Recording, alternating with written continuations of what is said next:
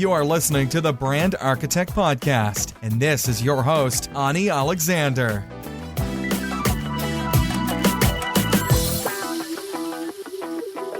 Hello everyone and welcome to the Brand Architect Podcast. It's me, Ani Alexander, and thanks a lot for tuning in again. Today I have an interview with you about a topic which is pretty important, but we have never covered that before. So today I want to talk to someone who knows everything about websites, and I want to find out all the important elements of a website, why we need one, how we can showcase our brand with the website, and how to make sure that this home of ours,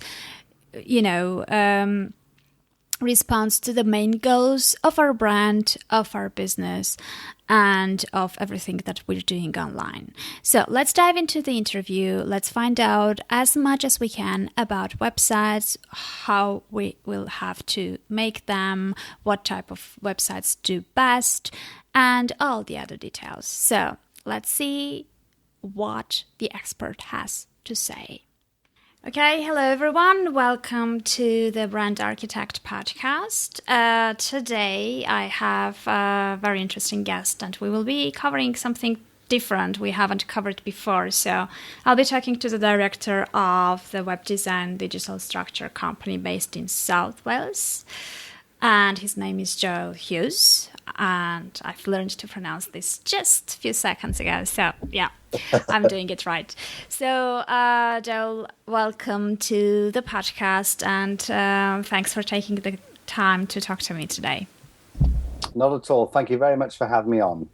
Okay, so we're going to talk about something very important, which is the website.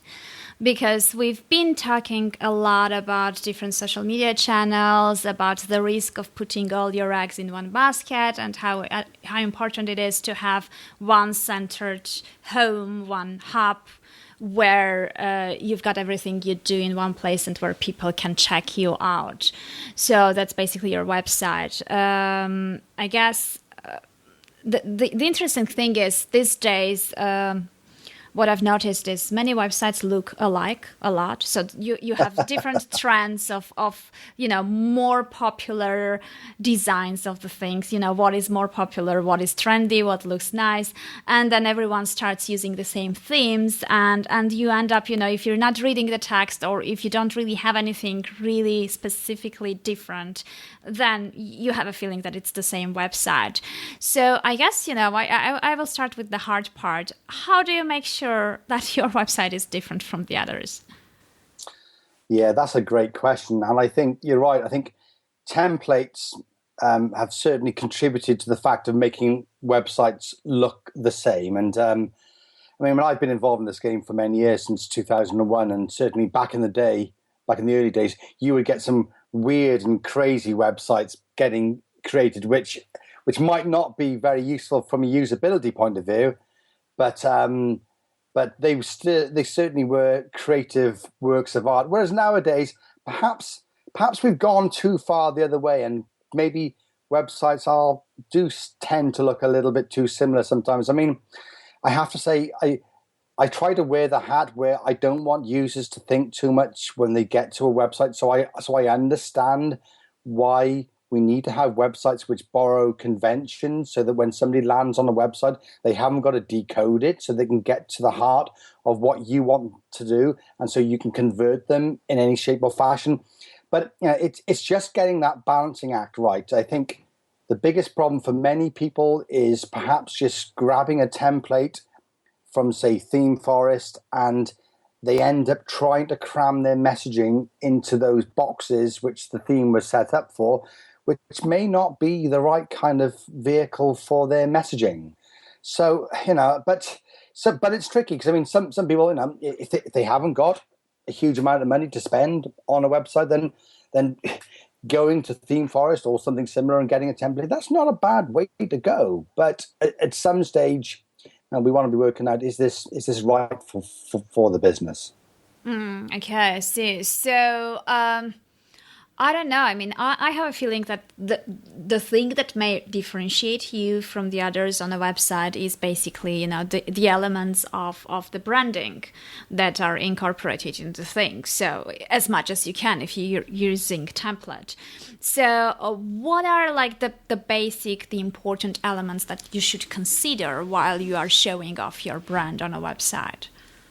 Yeah, I mean, brand is absolutely crucial. I mean, if we're working with a new client, one of the first things we'll be making sure is that there is a brand in place, because we don't do branding in-house. That we're a digital company, so many of the clients who come to us, they will already have an established brand. They will have an identity created. They will have things like brand guidelines, so that just armed with that kind of material, you can create a website which isn't going to stray too far from what they've set up. But if we're working with a company and they haven't got a brand in place, then we would probably, we say, look, we've got to stop our work here. We need to work with somebody else. We need to get somebody else involved, and they can work with you on establishing a brand, because we're going to need the brand identity. We're going to need the guidelines at some point.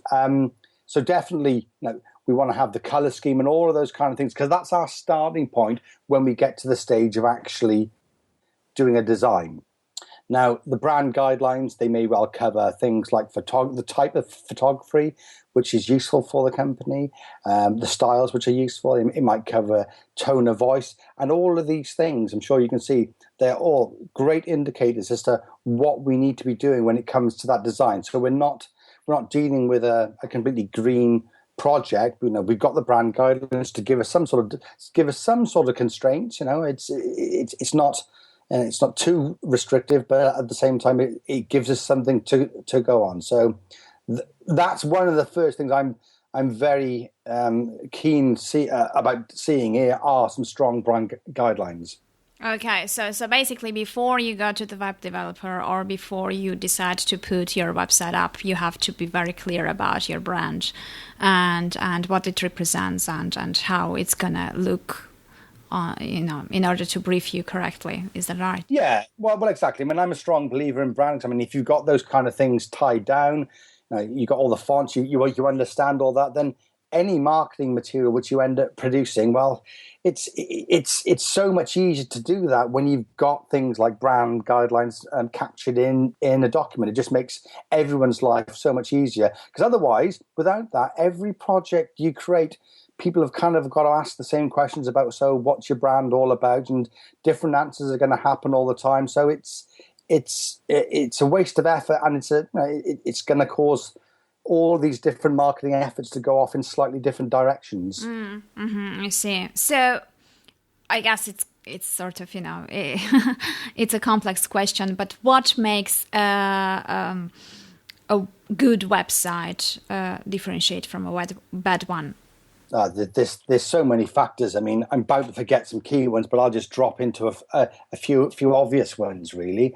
I'll start off with a tech one.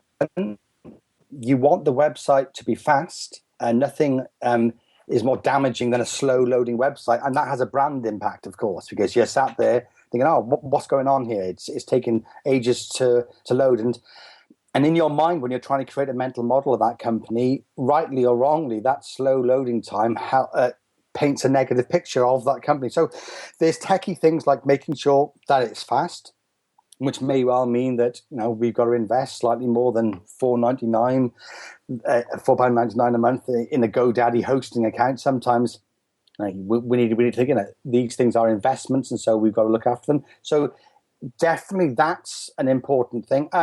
But you've also got to, and this is where so many website projects go wrong, is that they create the website and they're creating everything from their own personal perspective about what they like or what they don't like.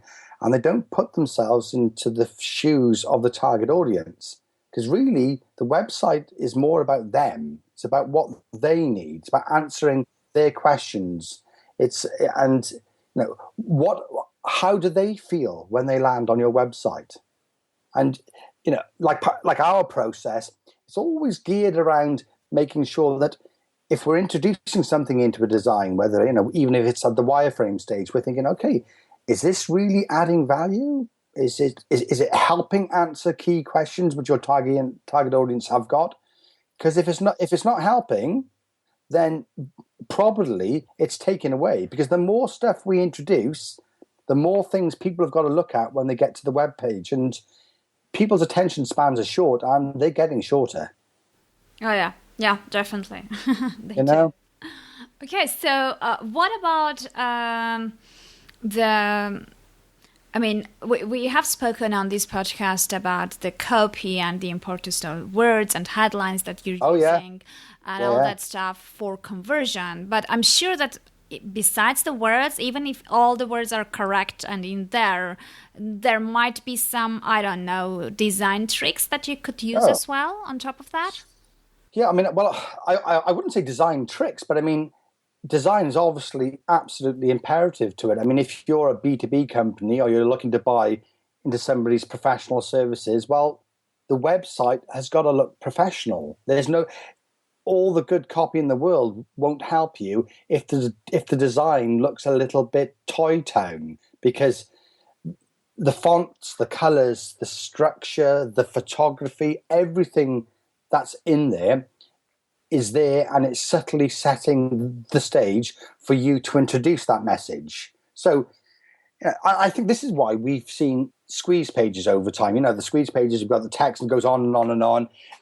They tend to be ugly looking things, but a good designer could probably get a squeeze page and they could make them look pretty and they would convert better as well. But a lot of the tools which create those squeeze pages, they tend to be fairly rudimentary, which is why they look a bit ugly. But then again, we got things like Unbounce and all those kind of stuff now, where more and more powerful tools in your hands, so you can create something which is certainly aesthetically more pleasing. And some audiences, maybe aren't bothered about what it looks like. I mean, if I'm hiring a plumber, would I really care the design of this website? Well, I don't know. I mean, it's a funny one, isn't it?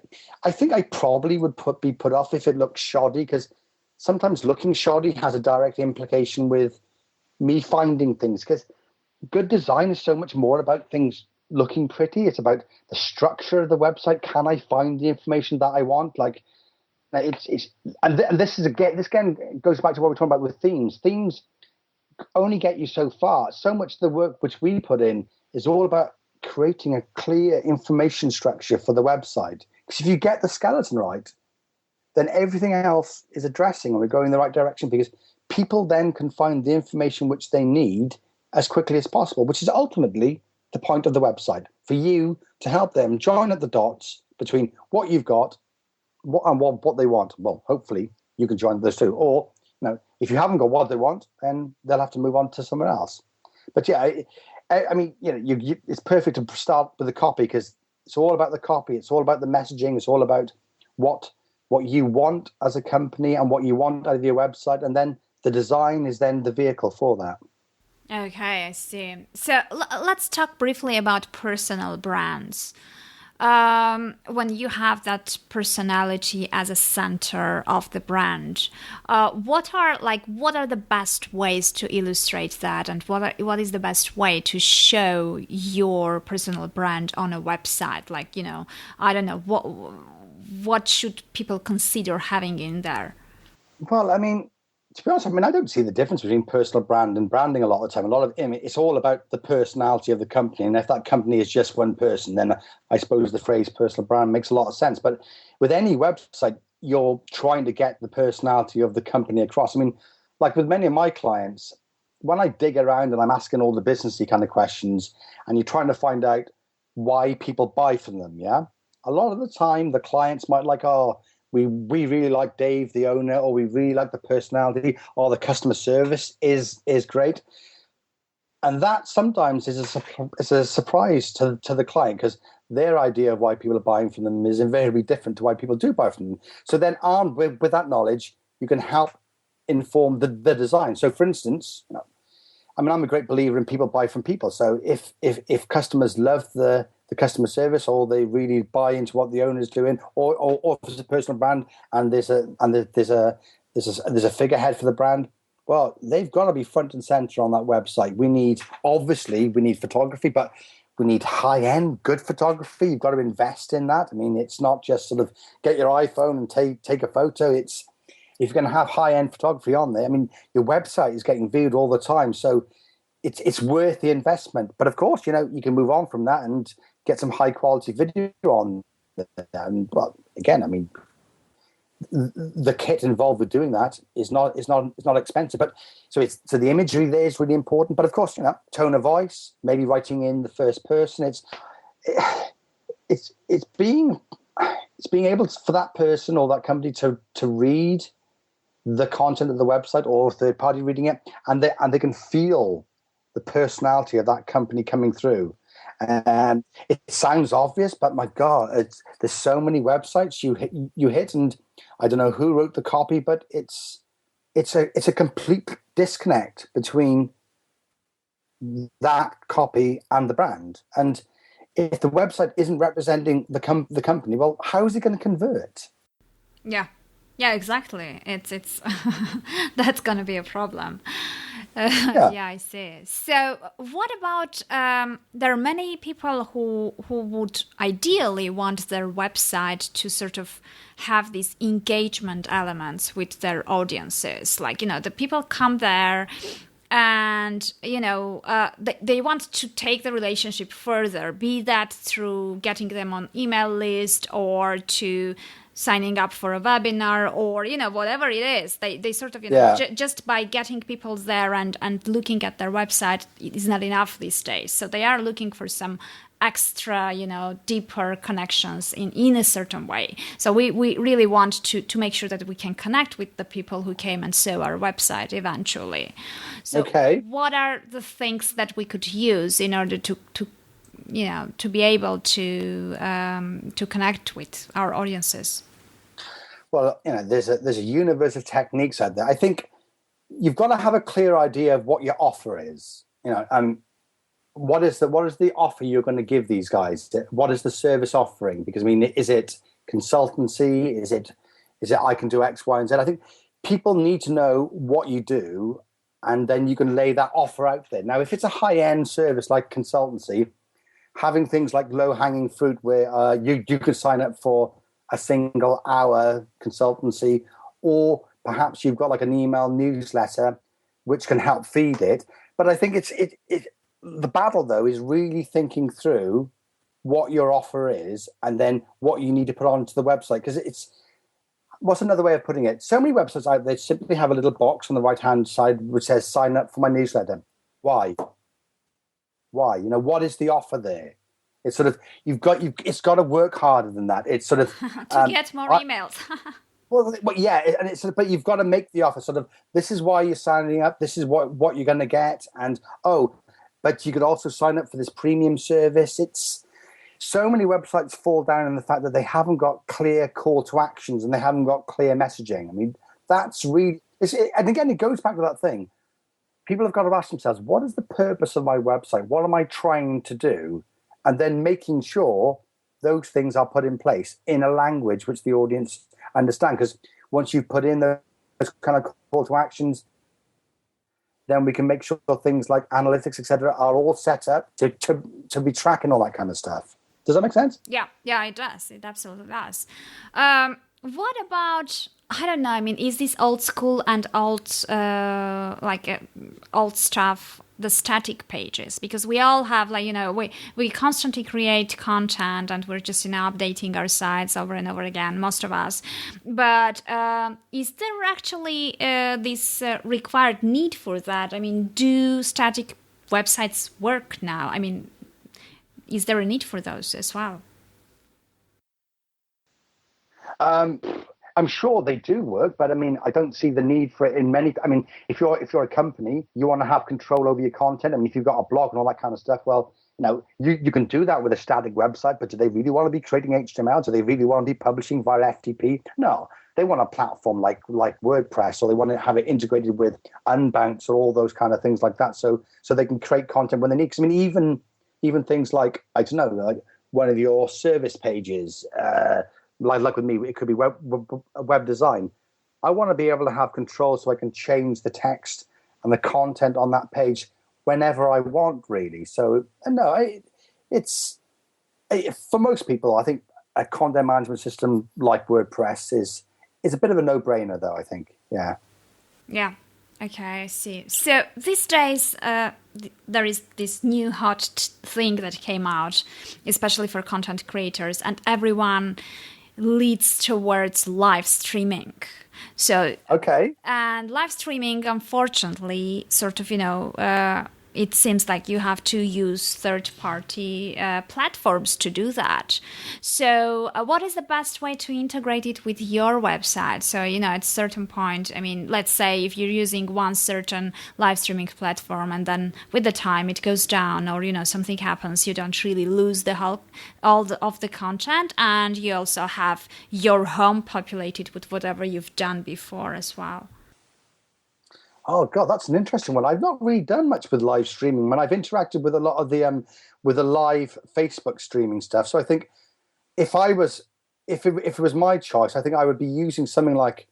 I mean, the thing is about those platforms like Facebook's live streaming one. The technology involved in delivering it is so complex that it's not something you want to try and host on your own WordPress site. But no, I mean, but can you embed it there? So yeah, it's not something I've done, but I mean. If you're not finding a service which does it as well as, say, Twitter, your Periscopes or the Facebook one, I think maybe it's a matter of making sure your live streaming event has other call to actions to drive people back to the website or to get them onto the email list or all those kind of things. You know what I mean? So just so you get some kind of value out of that. But I'd have to dig around. I'd be amazed if there's not some other third-party software as a service, pay-as-you-go thing where you can embed your streams as well as events which you can play back afterwards. I mean, YouTube, have they got a live section now? They are planning to. I'm not sure it's launched, but they are planning to have one. Yes. Yeah, I've certainly heard that rumor as well. It's on the way. Yeah, yeah, absolutely. Okay, so. How important is I don't know, I mean sometimes for me specifically, I mean I'm using WordPress and I'm sort of playing around with the things myself, and I'm not really into this, I don't really have a huge professional and, very specialized website. But for those who usually get to the point when they are hiring a web developer, the problem is making sure that they brief correctly and they give all the information they need, because sometimes it's with designers specifically, it's a bit difficult to sort of, explain what you're imagining and what you're expecting versus, the functionality and all that stuff. Yeah. So what is the best way to approach this? Let's say I want to hire a web designer. How am I approaching this? How do I make sure that, my brief is complete and you've got everything that you need in order to get the maximum effective result at the end? Yeah, no, that's a great question. There's certainly plenty of resources out there where you can download a guide to all the questions you need to ask. But saying that, a good web developer, a good design company, they're there to help and inform. So you should be able to go to them and not know all the answers, because you don't really want to go to them and say it's got to do exactly this and look exactly this way. Because to be honest, if you do that, you're kind of missing a trick, because you're going to an expert and you want their advice. I don't ring up a plumber and then as soon as he steps in the door and says, you can only use this kind of pipe, you can only use this kind of... Well, no, hang on a minute. You're getting the expert. You're saying what you're trying to achieve, but they may well come up with the ideas. I mean, maybe the plumber will go, oh, no, you don't have to have that standard radiator. They do these nice narrow ones which can fit in the corner. And, of course, you won't know that because you're not a plumber. So it's having that relationship. So a lot of it comes down to personality. You're going to ring up. Well, no, let's go back a step. A lot of it, I think, will come down to recommendation. Many people have had websites. They've had bad experiences. They know they got to spend money on it, but of course they don't want to spend a chunk of money unless that's going to be really, really good. So getting recommendations from your friends, that's a great starting point. And then I would say is speak to them. Have an honest, frank chat with them about what you're trying to look and see if your personalities match. Because, I mean, you won't believe how many times a client will speak to me and they will almost be apologetic, saying, "Look, we don't know much about web design, or we don't know what." It's okay. You haven't got to apologize about that. This is why you employ the experts for that. We are there to help unpack what they're thinking and to show them some options. Now, you're not there to cross-sell or to upsell. It's not a sales thing, even though it ends up being a sales thing. You're there to help. And that's got to come down to personality. So I think they've got to, go with recommendation, find a couple of people. Don't be hell-bent, oh, no, we only want to work with a freelancer, because a great website takes more than just a design skill. It might take back-end skills. It might take marketing skills. So it might be a small agency, might be better for them. But certainly just get in there, have a good chat, and see if there's that personality and if it clicks. Mm. Yeah, I see. Well, as always, like relationships are very important. If you did the work, sorry, it doesn't. So yeah, they're too interesting. I never looked at it from that angle, but yeah, I mean, it completely makes sense. it can be, and it should be, a long-term relationship, because you don't just build a website. You're there to enhance it. There's many things that's got to go on. So it's not really a commodity. I mean, this is really our role as a company. Our role is to constantly keep abreast of everything that's changing out there, whether it's Google Tag Manager or using Optimizely or any of these other tools, and working out, okay, how can these be of use to my clients? Because my clients haven't got time to learn all that stuff. That's what they come to me for. Yeah, exactly. So what about the other extreme? Let's say someone doesn't have the budget, is not at the level that he wants to hire a web developer yet, because he's just starting and he doesn't even know if he's going to stick to what he's going to do in the beginning and all that stuff. So what is the best way to, the easiest do-it-yourself sort of, way to approach this? It's such a tricky one, isn't it? I mean, that person has got to get their balancing act right, because what that person doesn't want to do, they don't want to start spending 2 or 3 weeks of their time trying to build a website which is going to be fairly substandard, where they should have been spending that time developing their own business. So as long as they're realistic about what they're putting online, and if they kind of mentally go, look, I don't really care too much. I'm going to get my messaging right. I'm going to get it out there onto a simple website. But I know at some stage I'm going to have to hire a professional to take that to the next level. And if they go at it with that mentality, then fine. If I were them, I would just go to something like WordPress.com, maybe get their own domain name. One of the things I like about WordPress.com, you've got a slightly more limited set of themes, because you must know from yourself, if you start looking at things like Theme Forest, well, the whole day can go by as you're flicking through and you're seeing all these different themes and stuff. Constraints in those situations are better, because you want to just sort of, okay, let's just pick a basic theme like 2012 or something like that on WordPress.com. Let's just plug my domain name into it. Okay, if it's got a big header graphic, well, if I can't do that myself, well, at least I can buy an hour of a designer's time to create me a nice graphic. And then all of a sudden, we've got a very basic website hosted on WordPress.com's hosted platform, which, you get that for free if you're just, so that would be a very easy, achievable way of doing it, I think. Okay. A good starting point. Okay, clear. Yeah. So I guess we can wrap up by maybe I don't know, the ideal website. What should it do in terms of, once you get in there and you say, oh, wow, this is a really good website. Why is that? What does it do, or how does it look in order to be really the professional one, let's say? Well, I think, the two sides to that coin, the ideal website from the website owner's perspective is one that makes the money. So it brings in leads, it sells products, but it does it in a way which is measurable. And so they can optimize it, and they can constantly improve the conversion rate optimization of that website. So from the owner's perspective, that's a great website.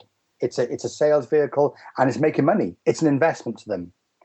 From the visitor's perspective, it's a website which they go to, which really resonates with them. So now we're talking about personality again. They go there and think, this is just the person I'm after. I love the language they're using. It really resonates with me. How can I buy into them? Oh, great. I can click that product. So I add that to my basket, and the whole process is fluid. That's the two ways, I think. I mean, so many people I know, they've got great knowledge and great services, but you're not quite sure how to buy into them. You're like, oh, well, so how much does the copyright? No, how much does the copywriting cost? Oh, well, it depends, and sort of we've got to be mindful of those "it depends" answers. You got to make people an offer. I think you got to keep it simple. Yeah. Yeah. I mean, less choices, easier for them to choose, right?